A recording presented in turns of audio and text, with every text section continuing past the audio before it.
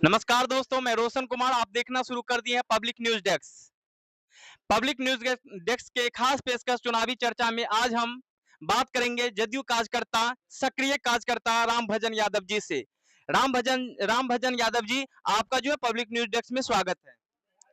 बहुत बहुत धन्यवाद। सर, आगामी चुनाव आने वाला है, जैसा कि आप जान रहे हैं कि एनडीए की तरफ से कुशेश्वर विधानसभा का है। संभावित उम्मीदवार सिर्फ औपचारिक ऐलान बाकी है। अतिरेक कुमार के तौर पे घोषणा किया गया। इसको आप किस तरह से देख रहे हैं? ये तो इस क्षेत्र के लिए सौभाग्य की बात है कि अतिरेक कुमार जी जैसे पढ़े लिखे और जनता के प्रति समर्पित भावना रखने वाले लोगों को हमारी पार्टी यहाँ से मौका दी है। और यदि यहाँ से ये यहाँ के उम्मीदवार होते हैं और चुनाव जीत करके जाते हैं तो हम लोग को पूरा भरोसा है कि इस क्षेत्र के लिए बहुत कुछ करेंगे और विकास को एक नया आयाम देंगे। सर, आप ही के पार्टी से जो अमन भूषण हजारी थे और जहां पे आप बैठे हुए हैं, वहां आने में रोड सड़क की क्या दशा है वो आप भी भली भांति जानते हैं। तो क्या आपके जो जदयू विधायक थे उनको आप किस नजर से देख रहे हैं कि कहने मतलब आपके यहाँ जो इंफ्रास्ट्रक्चर, नीतीश कुमार का ऐलान है कि हम इंफ्रास्ट्रक्चर पे बहुत ज्यादा काम किए हैं, लेकिन जहां अभी अभी आपकी उपस्थिति है वहां का रोड तो वो उस तरह दिख नहीं रहा है। देखिए, हम माननीय वर्तमान विधायक अमन भूषण हजारी जी पर कोई विशेष कमेंट करना नहीं चाहते हैं, चूँकि हम भी उस दर से जुड़े हुए लोग हैं। लेकिन जो विकास की स्थिति है, वो आप भी देख रहे हैं और यहाँ की जनता भी देख रही है। बेहतर होगा कि इस संबंध में हमसे नहीं पूछ कर के यहाँ की जनता से ही पूछी जाए कि भाई उनके कार्यकाल में विकास की क्या हल हुई और क्या गति हुई। आपके क्षेत्र के लोग जो है कहते हैं कि अतिरेक कुमार बाहरी है। इसको आप किस नजर से देखना चाहेंगे? देखिए, सबसे पहली बात है कि जिस आदमी में टैलेंट है, समर्पण की भावना है, सेवा की भावना है, चाहे वह लोकल हो या बाहरी हो, उससे लोगों को कोई फ़र्क नहीं पड़ता है।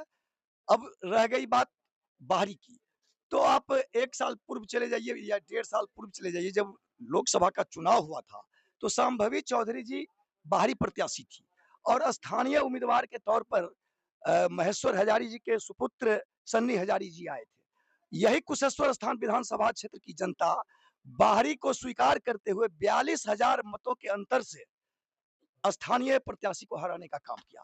तो आज के दिन में जो कुछ लोग ये मुद्दा बनाए हुए हैं कि बाहरी और लोकल, ये एक राजनीतिक साजिश है, गहरी साजिश है।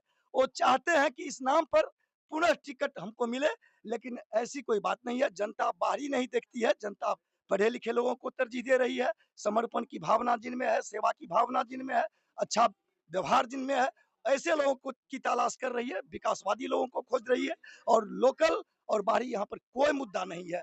ये मुद्दा होता तो शांभवी चौधरी किसी परिस्थिति में चुनाव नहीं जीत पाती। जैसा कि हमारी नॉलेज है कि आपके जो आने वाले विधायक साहब है एनडीए के तरफ से, जो अतिरेक कुमार है, वो अमेरिका में पढ़े हुए। क्या कुशेश्वर विधानसभा क्षेत्र के लोग को अब जो है अमेरिका के पढ़े लिखे विधायक मिलेंगे? अब देखिए, ये तो सौभाग्य की बात है कि हमारे यहाँ जो प्रत्याशी आ रहे हैं, अशोक कुमार जी के सुपुत्र अतिरेक कुमार जी, वो फॉरेन में पढ़े हुए हैं। तो वेल एजुकेटेड लोग हैं, उच्च शिक्षा प्राप्त किए हुए हैं। ये तो इस क्षेत्र के लिए गौरव की बात होगी ना। अब इसको कोई नेगेटिव सोचे कि ये अमेरिका में पढ़ कर के आया है तो यहाँ पर सूट नहीं करेंगे। ये सब तो राजनीतिक साजिश के सिवा और नहीं कुछ तो है। आम लोगों के भी यदि सपना होती है कि हम जाके फॉरेन में पढ़े तो ये तो अच्छी बात है। अच्छी बात है, ये वही ना कहे कि ये तो हमारे क्षेत्र के लिए गौरव की बात है कि जो आदमी अमेरिका में पढ़े हैं और वो आज इस क्षेत्र का प्रतिनिधित्व करने जा रहे हैं, तो ये हमारे क्षेत्र के लिए गौरव की बात है ना। और जो अभी जो 10,000 रुपया, जैसा कि महिला स्वरोजगार योजना के लिए जो नीतीश कुमार हर महिला के अकाउंट में 10,000 रुपया दे रहे हैं, वो कहीं ना कहीं चुनावी माहौल में कितना फायदा पहुंचाएगी? देखिए, निश्चित तौर पर एक ही इस तरह का योजना बिहार सरकार के द्वारा या भारत सरकार के द्वारा नहीं चलाई गई है। आप देखे हैं कि बिजली में भी सब्सिडी दिया गया है, 125 यूनिट तक बिजली माफ किया गया है।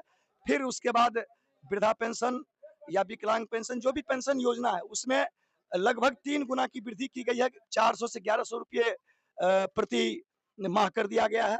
और फिर महिलाओं को मतलब आर्थिक सशक्तिकरण की दिशा में उम, अ, बढ़ाने के लिए सरकार के द्वारा 10,000 रुपये दिया गया और जो सक्सेस कर जाएगा बिजनेस में, उसको पुनः 2 लाख रुपया देने की बात कही गई है।